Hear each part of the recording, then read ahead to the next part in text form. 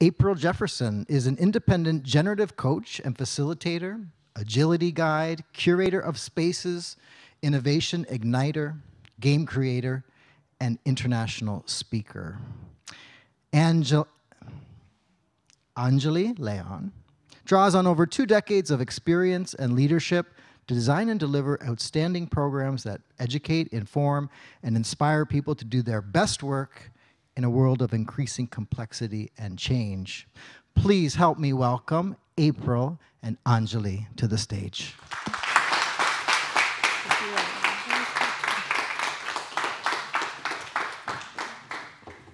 We'll stay down here. Welcome, everyone. So as you notice, we're going to play a game. That's how it's going to be interactive. You actually will talk to one another, but differently while we're playing this game. And we're going to give you clues into that. First of all, I want to say I learned this game, Hanabi. I was with some other Agilists, and I played it. I fell in love with it. And I discovered endless learning through playing this game. And what this game, the object of this game is to build a fireworks display. And that's why you see those are different types of fireworks. It looks, you have to build it in sequence, 1, then 2, then 3, 4, or 5, but you can build it multiple colors at the same time. And basically, this is a cooperative game, so you all win together or lose together, which makes it a little exciting. And how you play the game is you give clues on what is happening, and I'm going to give you instructions on how to give those clues. Because if you notice, there's card holders there. And what's going to be different is you're not going to put the cards facing you. You don't get to see your cards. It's going to be facing your other players. And they're going to be giving you clues how to build this, to tell you what things are. So from those clues, you have what we call clue tokens. If you see they're blue there, those are the clue tokens. You have to have a clue token to give a clue, right? And you can give clues 2 ways, one by number or color, right? As you see, each one has a number or a color. And you discard a token once you give a clue. So then just put it onto the other side. If you discard any one of your cards, then you receive a token, right?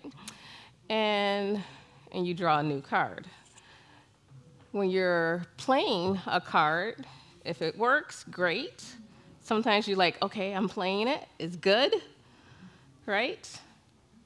I trusted my people here. They gave me a clue. I'm going to play. But sometimes it may not work. And that's a bomb.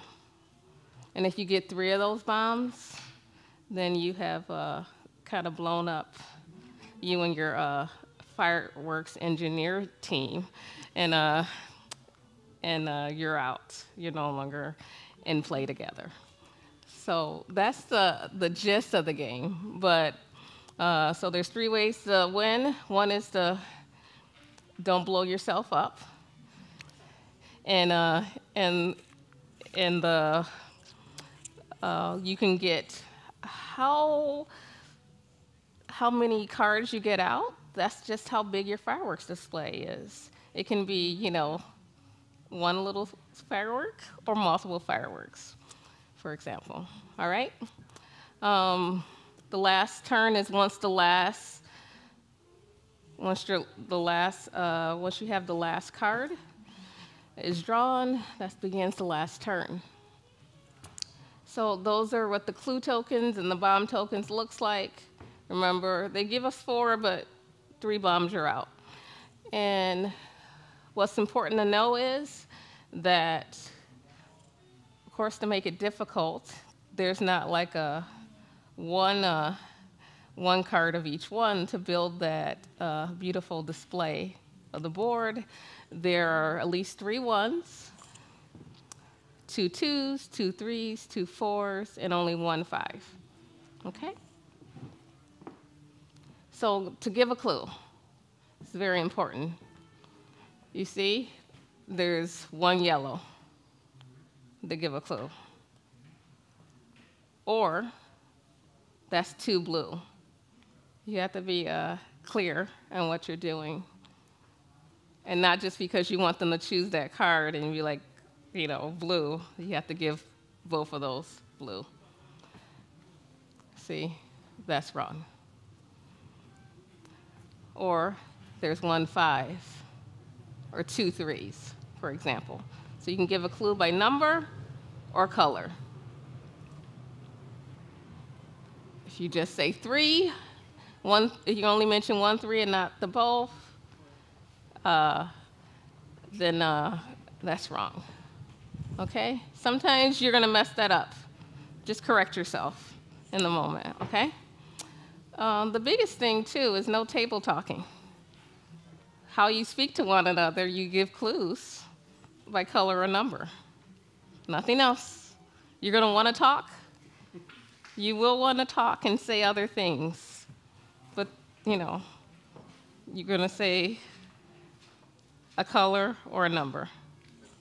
Do we point at the cards? Yeah, you can point, you can touch, you know, say these 2 are 5s, or and touch it.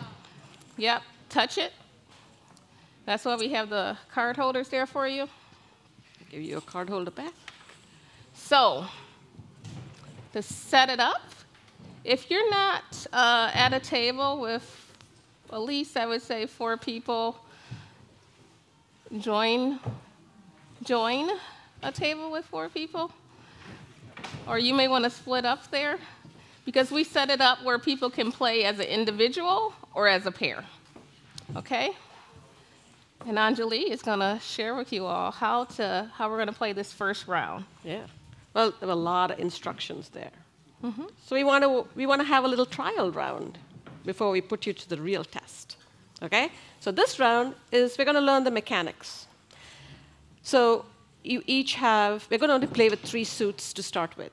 So we have actually divided up the cards. In some of your tables is actually separated, and some of you were enthusiastic and put them all together. Now you need to just take out 3 color sets from your pack of cards, and that's what we're going to start with. So if you have 4 players at your table, each of you is going to get 2 cards. You're going to deal out 2 cards. And if you have only 3, like just that one table there, you're going to deal out 3 cards per person. So let me pause. Make sure that you have your three suits at your table, just the 3 colors. Everything else just put aside. We'll bring it into play when we do our real round. So does everyone, each table, once you have your 3 suits, just raise your hand so that I know you're ready. Yes, by color. By color. We want 3 different colors, and everything else just put aside. Okay? All cards of 3 different colors. Just hand me all of the cards. I can help you out. And put that away. Put the other 2 suits away. There we go. And whoever is the dealer on your table, shuffle, shuffle, shuffle, really, really well. There you go. If you have 4 players at your table, each person gets 2 cards each. If you are 3 people at the table, each person gets 3 cards each. And you don't want to look at your cards. Yes. You're going to take your cards and place it on your holder facing out so that you're not looking at your cards. Now for this round, we're going to allow a little peeking. Okay? So you are allowed to peek at your card for this round only, but when we play by the rules, we're not going to be able to peek at our own cards. So just practice facing out. So deal the 2 cards or the 3 cards to all players. Okay? No, if you're 4 players, each person gets only 2 cards. Place it on your holders, facing out.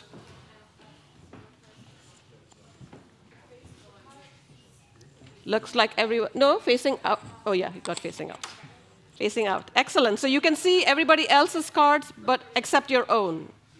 Now, the person who cannot see their cards, you're relying on everybody else to help you, right? So we're going to play this round for 10 minutes, and we'll just practice. So you know how to give the clues. Remember, you can do giving a clue, which is saying, hey, this is, I don't know what this is.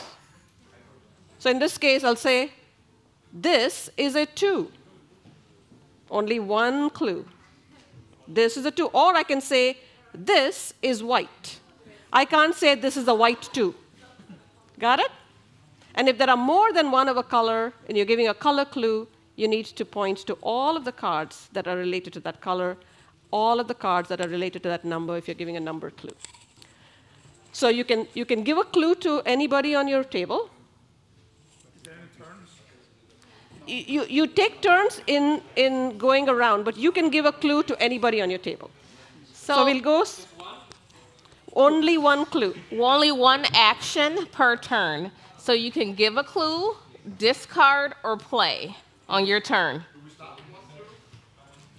Do we start with the clue? Yes, and when you give a clue, you have to take one of these tokens, and you're consuming a token. So you have a space on your table that shows the tokens that are available, and then the consumed tokens. Okay? Okay. So when you give a clue, you take a token, you put it in the other area, and you give a clue. That's your action. Only one action per person, then it goes to the next person.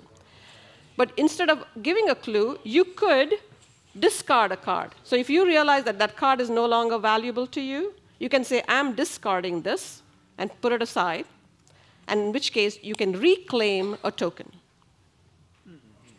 And the last action is to play. So this is where you're building the fireworks. So if you notice that there's an opportunity to continue to build your firework, you can say, I'm going to play. You put your card down to build the firework, and then you can draw a card. So by the way, discard and play allows you to draw a card from the pack, to draw a new card. If you complete a suit, so if you get to 5, you get another token from the discard pile, from the discarded pile. So you can build your tokens, because you need tokens to give clues. Okay. Have you got it? We'll just play. Let's play. We'll walk around, and if anybody is running into trouble, this time you get to ask. If we play, then what? Like I play, you just put down the card in front of everyone? Yes, in front of everybody. We have to do 1, 2, 3, 4, 5. Yes. In the same color. In the same color. And you can do all the colors, right? You can build, if your beautiful fireworks has all the 3 colors, and up to 5 would be a spectacular firework. But you can make little fireworks, too. Okay, but you have to start and fill up firstly the first color?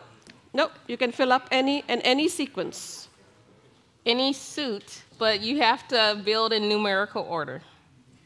Right? Okay. It has to go 1, then 2, then 3. Let's just start playing. And we'll see. Okay, you got 10 minutes for this round, so we're going to put a timer for 10 minutes. We'll less. walk around if you have questions. All right, everyone. You know this sign, right? It's kindergarten style, like everybody, normally it goes like. So it's just bringing your attention to the room. All right. How was that first round? Are you kind of getting the sense of it? Yeah? After lunch? Okay.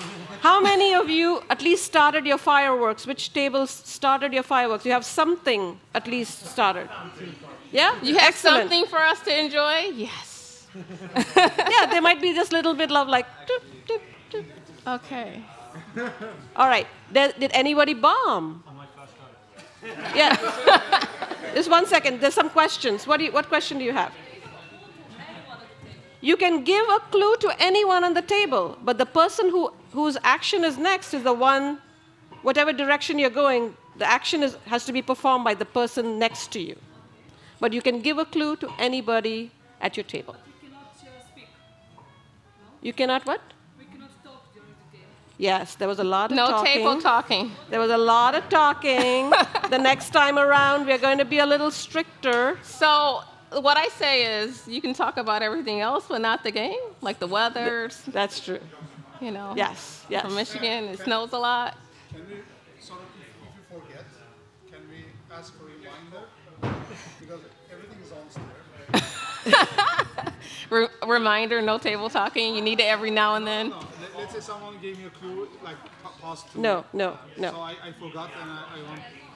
You have to exercise your memory for this. You can't ask the person again, like 2 rounds ago, you gave me a clue. What was that? Only one action per What per I person. will allow is, do you remember your clues? And someone can say yes or no, and we're like, you can't get them back, but at least we know if you remembered them. That may. So the person might give you the clue again.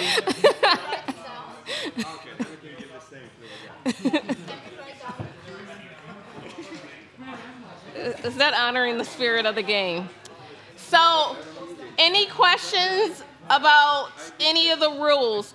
We spent this first round just learning the mechanics of the game. Do you understand how to receive clues, discard? Remember, if you discard, you receive a clue. Yeah. All those different tips, okay? So we are going to now play the real game. So reset your boards, bring the other 2 suits into play, and we're going to get serious here. All right? Put everything back the way it was. Get all the cards that you have. We're going to play with all the 5 suits because now we're going to make spectacular fireworks. You can go ahead and go to the next one. One of the things that we want to remind you all of is that everything is the board. Everything. Everything's the board. It's the game board. Everything is the game board. Right? Understand? So everything in front of you is giving you information. Use it. Use it. Okay. This round, we are going to play by the rules. So playing for real. So no peeking at your own cards this time, right? Very strict. So we're playing with all 5 suits. And so if you're a table with 4 players, each player gets 4 cards. We're going to the big leagues now. And the table with 3 players, you get 5 cards each. Can you give, like, you can do face expressions? We just said no talking about the game, but you know, let's be fair in terms of the rules of the game, right? So if you're doing like that, or that should not be allowed, right? So, because you might as well just use words. What do you think the spirit of the game means? It's just Getting around the rules. arbitrary constraints. Yes, these arbitrary constraints that we have put on you, which our work world puts on us all the time, right? I know we love to hack things, but you know, it's not that. The spirit of the game is saying, like, putting down our hacker hat for a moment.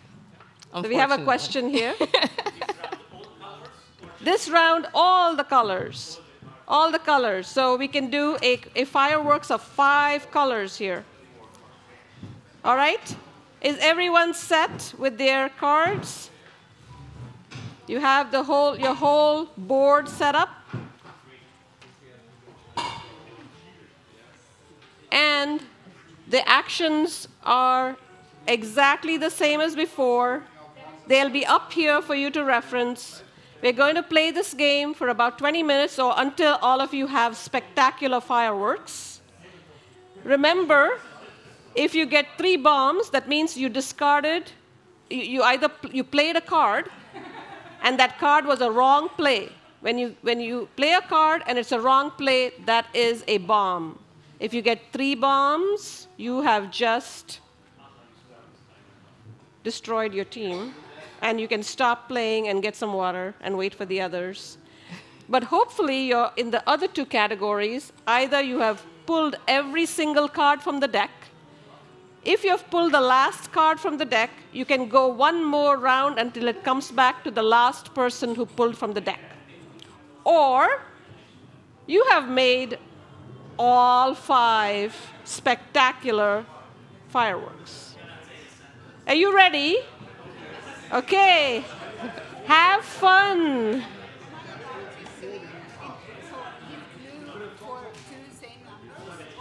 No, you can only do the same number. You can say these 2 are 3 or 4, or these 3 are, or these 4 are. Okay, we're gonna walk around and okay, yeah. I think we should probably do 15. All right. Oh, let's see. 16. So you're actually going to have 16 minutes so we can catch up. So let's see how far you get in 16 minutes. Great. Everyone.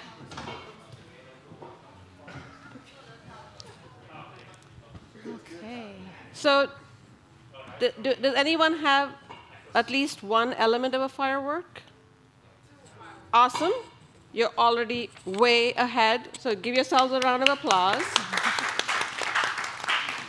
Did anyone get a spectacular 5-color fireworks that were very, very large? All 5, all 5, all 5 colors. Any team? Any team got all 5 colors? 4. 4 colors?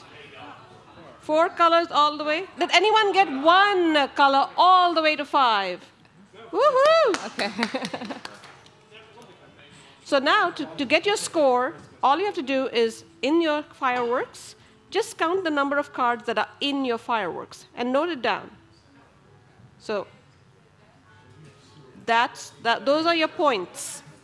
The number in your fireworks are your points. Count all the cards.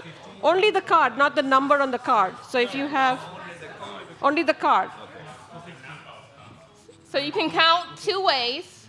One is to count all the cards, because every card is 1 point. Or for the highest number in that suit, just add them. So whichever way you like to do math.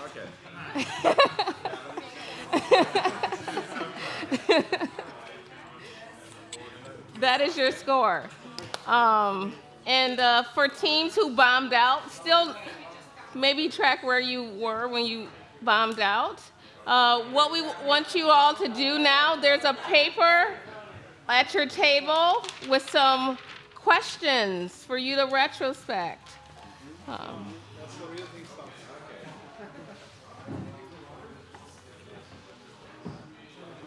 So just spend 2 minutes at your table. Not 2 minutes. We have like you're done. April, 6 minutes. You probably have another. Maybe 6 minutes retrospecting at your table on those 3 questions. Yeah. What strategies emerged within the team? Did an unexpected play occur that conflicted with your intention? You meant something and somebody interpreted it differently. So maybe you want to share what happened.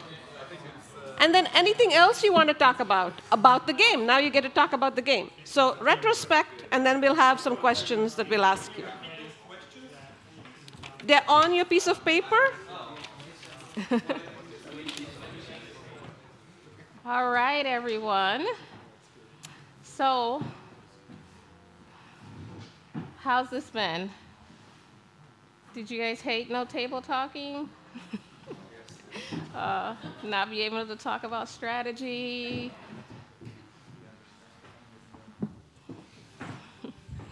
What were some of the difficulties you faced because of it?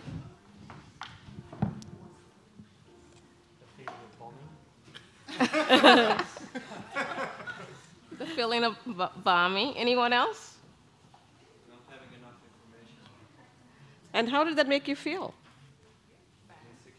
Insecure, yeah? and hesitant, insecure, hesitant. Do you ever not have enough information when you're like developing? How many of You you always have all the everything, right? How many of you actually, in your work, ask for strategy for the software that you develop? It was very uncomfortable here being in that place, right? So what about no table talking? What were some difficulties with no table talking? You were. So basically just forgot the rules. Yeah, so we noticed a lot of like just, When you figured out a strategy that worked, you couldn't share it with the others. Yeah. Yeah, and you're like, well, the good thing is you have time to retrospect. Yeah. And we get to play another game. So hopefully you had a conversation about the strategy that you learned. Actually, what about other like mimics? Is it You mean like hand gestures and stuff? this is two? I use that all the time. So I'm saying yes, it's allowed because I use it as like, there's a two, you know? Because it's like saying this is a dead yellow two you need to put. Which brings us to what other ways did you communicate? So other than huge eyes, what other ways did you use? Eyeballs? Like, Giving a clue which is the card you can obviously play. This is a 4, and you can play it because it's like for you. So you gave clues with a bias toward action. Woo! Yes. Anyone else? Humming when a wedding card comes up. Humming. How many?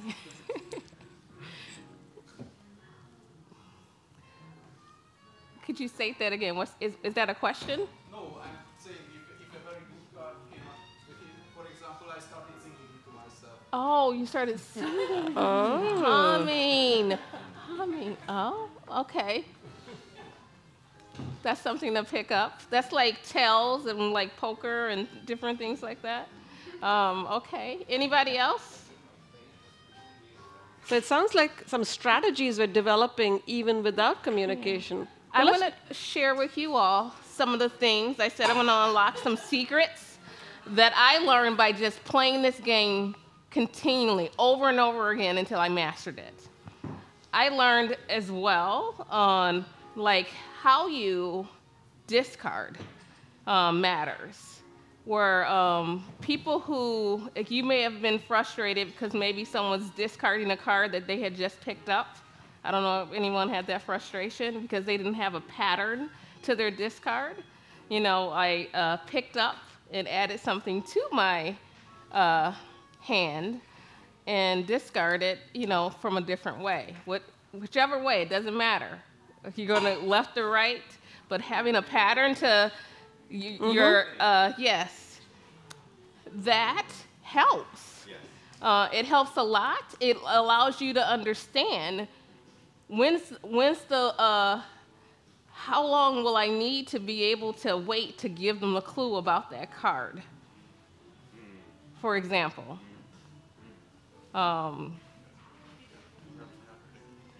By that pattern. I also saw people, it's like, yes, you can move your cards around or different things like that for you to understand. There's different, like those, that's silent communication, right? That no one even told you. It was just your behavior on how you picked up and how you discarded. And that's what I've noticed. When people who didn't have a pattern, I was like, oh, I need to have a different strategy with this person versus another person. Yeah, for each example. one has their own language of communicating. Yeah. And observing the other person, you start to learn their language of communicating and their patterns. And from that, you can support them in their work, but also win together. What other strategies did you notice for clue giving, or did you use for clue giving? So in April's case, she showed you a strategy that she used to discard cards or to move the cards on her holder so that other people started to understand how she was working with her cards. What are some other strategies you all used? Yes? Like when we once made a mistake that we pointed on 2, but we didn't say color. He thought that it's actually the 2 should go to the pile. Then we actually kind of figured out a strategy that we shouldn't saying 2 when he's not sure, but he was expecting that this color should go there. He was expecting blue, but it was not blue. Then we were like very careful when to say 2, 3, or 4 when there was a next one 3, you know. And So when it was an opportunity for a play, like finish the pile or the next card was Yes. there, then we just said it the right time, so we didn't need to say the color, just the number, and he would know that this is the color. Very good.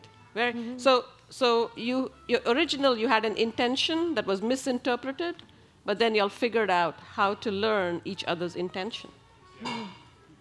Fabulous. What else came up in terms of strategy? Next person strategy. Like giving the clues, not giving a clue to the guy on the right because he would go like in 3 turns. So giving the clue to the other person who is going next. All right, so look first if you can give a clue to the person who's actually next, who has the next play first, before looking at everyone else, because that person has the chance to actually act first. Fabulous. Lots of learning in this group. Wow. Let's hear from some other teams. I know that y'all had learnings.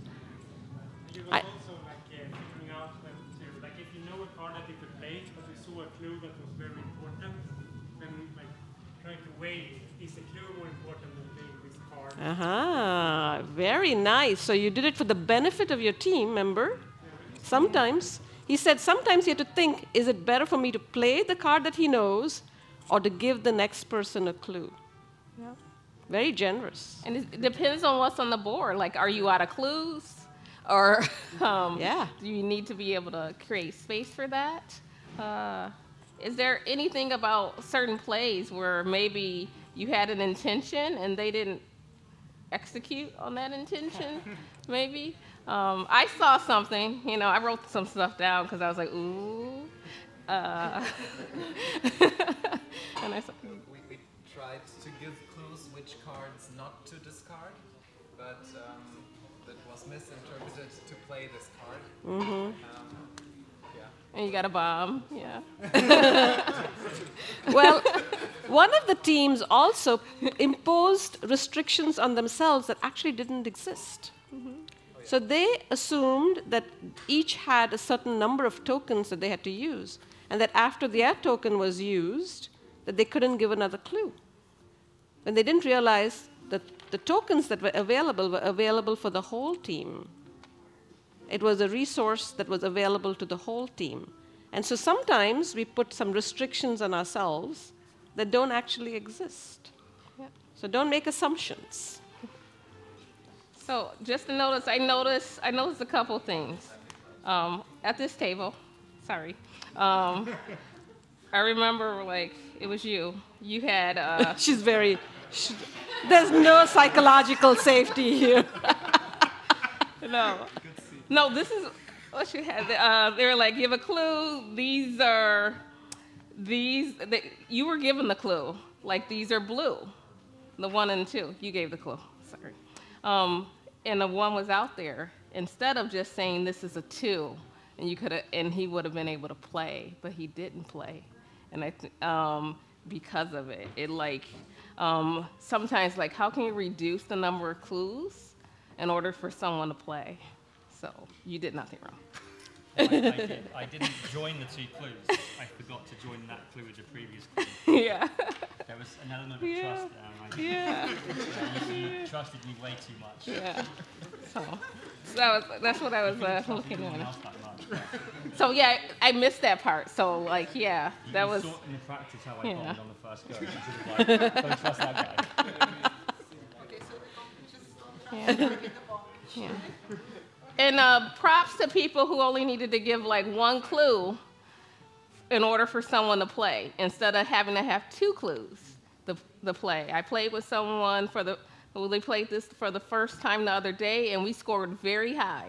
And it was their first time playing, and they played with Anjali and I, and we, I don't know, got like a 22 or something. No bombs, I think. Did we get a bomb? Maybe I think we got a bomb. Maybe one bomb. And, but she definitely played with trust. We gave her a clue, she just played it. Had a bias toward action, bias toward delivery, right? And we also recognized that she had a bias towards action. So we had to be thoughtful about what clues we gave her, because she would do something with it. All right. We want to get to one more round because we got tons of questions and stuff like that. But you all decided on some ways on how you can improve, right? Take a couple seconds, figure out how you're going to improve, and start another round. Okay? We want to play one more round before we go. And this time with improvements, so we want to see some marked improvements in your delivery.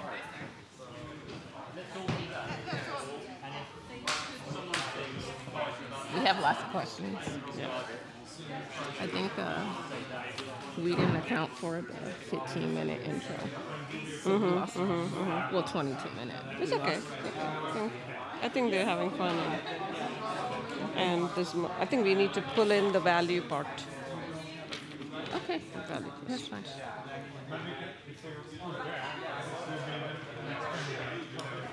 Do we reset the cards? Yeah, Yes, start all over. Start all over.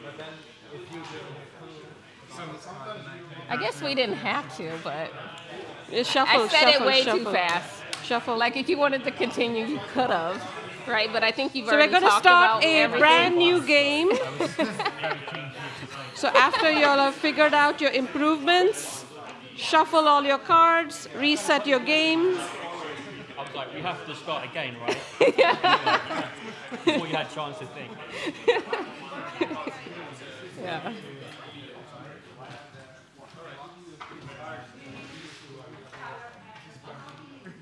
Hello, everyone.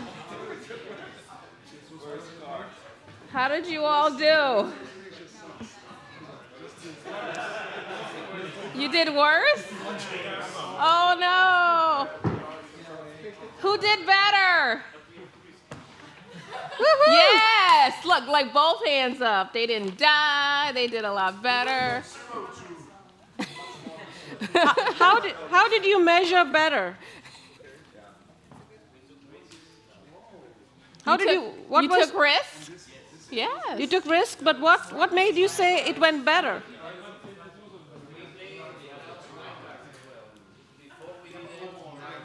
Okay, so your strategy was better, but what about your results? Your results better?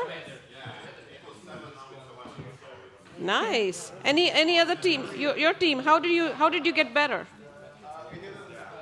You didn't bomb. So better is not bombing if you bombed before. Better is better strategies. Better is more points. If you got more points than before, you're better. But even if your communication improved, which I'm sure, they're having too much fun. That's also better. Awesome. So let's say, we want to tie this back to what's relevant for your work. So if you think about this game, what was the product that you all were creating?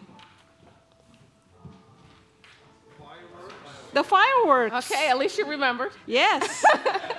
And what was the value that you could deliver in these fireworks? Say that again? The chemicals. What was the value? When did you deliver value? When you had all the cards and all the numbers? With every card. Every single card you were delivering value. Even one card counted. And you could keep on building your product to be a spectacular product, but every step of the way, you were adding value, and you could have stopped at any point in time, and you'd still have fireworks. Yeah. And you could have had a bomb, too. Sometimes we might bomb. But we learn from that.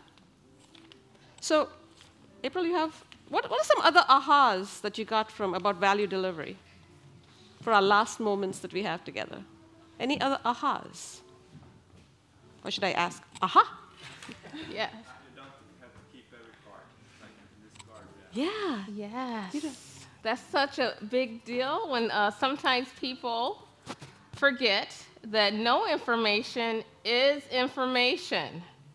And sometimes that means you can discard. I think another learning is that if we have too many sets at once, so doing like parallel work at the same time, it's getting more complicated because now just giving the number that this is a 2 is no information anymore because there's so many ones lying around. Like the clue is not worthwhile anymore. So. Or it could mean that all those 2s are playable. Yeah. And that you can put them all down. And sometimes, like, this is a 2, so it doesn't matter which one. Oh, if you play a card, you don't have to... You don't have to... Play it? No. You put that constraint on yourself. Say that again? Say that again? I just had an aha. He had multiple ahas, I think. He's like, aha. Okay. So it could go either way. It could be where you have an opportunity to, any 2 is playable. Or, like you said, sometimes too much work in progress might also pose a challenge. It's not the 8-ball in pool where you need to say what pocket you're putting it in. Okay. Yeah. So, last 2 questions before we leave. How did it feel to create a product where you win together or lose together?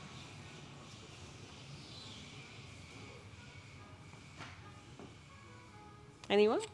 Anyone feel like, I do not like that. I like to win by myself. It's pretty cool. I mean, you saw that camaraderie. This last round, there was laughter, there was joy at your tables. There were people who didn't even want to stop talking over there, just continued to have fun. I know for me, I didn't like, I was like, what's the point to a game where, like, I'm not the slow winner initially, but then I fell in love with this game, cooperative games. So I, like, buy a lot of them now. I need a budget just for buying board games. But yeah, it's working together is definitely something special. It increases the learning and increases the experience. That's why we are pairing in different things like that. So hopefully you find the value. I've had people share that after playing this game, we worked better as a team. We were able to actually get build trust, you know, with one another, because you have to actually have trust from the clues, and started delivering. Or when they struggled before, it would take a long time because just through playing a simple game that had nothing to do with their work, they've learned how to improve how they delivered their service together. Mm-hmm. One last question from 2 Agile coaches. What was the value of the retrospective that we had in between? We came up with some strategies. You came up with some new strategies. It helps set a goal, a direction of which working. Yeah, it helped you set a new goal and direction. We aligned more. You aligned more, you coordinated, and you were able to play together. You learned about each other's intentions, so you don't have to be irritated at the person anymore.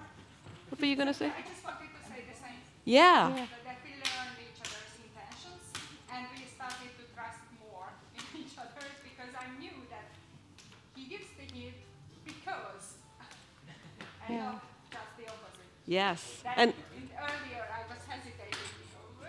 What he wanted with this or that. Yeah. But now I knew because we discussed. Lovely. Lovely. Okay, what was one learning from this group? You'll have been very quiet. It Yeah. Yeah. Confidence with the small decisions. It gave confidence to the small decisions because you kind of learn about each other's intentions. So, what is one takeaway from this game that you will take back to your work when you go back a couple days from now? The game itself. You're going to buy Hanabi. Nice, nice. What else? You can actually feel it, right? Not just buy. You can play it with your team. What else? Yes. There's multiple online versions too. You're going to communicate better with your teams. You're going to tell them your intention. What else? Alignment makes all the difference, whether you succeed or not. So you're going to align in the beginning, spend some time on strategy and alignment. You're going to take more risks. And what kind of risks are you going to take? Nice. At the first round, we didn't have any bound, but we discussed that we will take more risks because just only the third ones means that we failed. So Yeah, you can let out a couple bombs. And, Just not the third one. And my final thought for you all to take away, as we're out of time, and we just thank you all, and we'll be here if you want to talk more, ask questions. Part of this mastery, and that's we're saying like, how can you deliver, and understand using retrospective to help you do that? Is that you don't have to wait until like some scheduled retrospective in order to take time and have a conversation. Do it early and often as you need, and then your improvement cycle improves. Your delivery for something improves. Always understand that. Just like call a huddle, right? Figure it out. And with that, thank you all for being such wonderful participants. I hope that you enjoyed today's session. Connect with April and myself on LinkedIn, Twitter. Stay in touch. We are in the US, and those of you who are from there, we probably will see each other more often. But we hope to come back to Craft again next year because we love Budapest and this conference. So thank you all. Thank you, Alex. Thank you. Big round of applause for April and Anjali.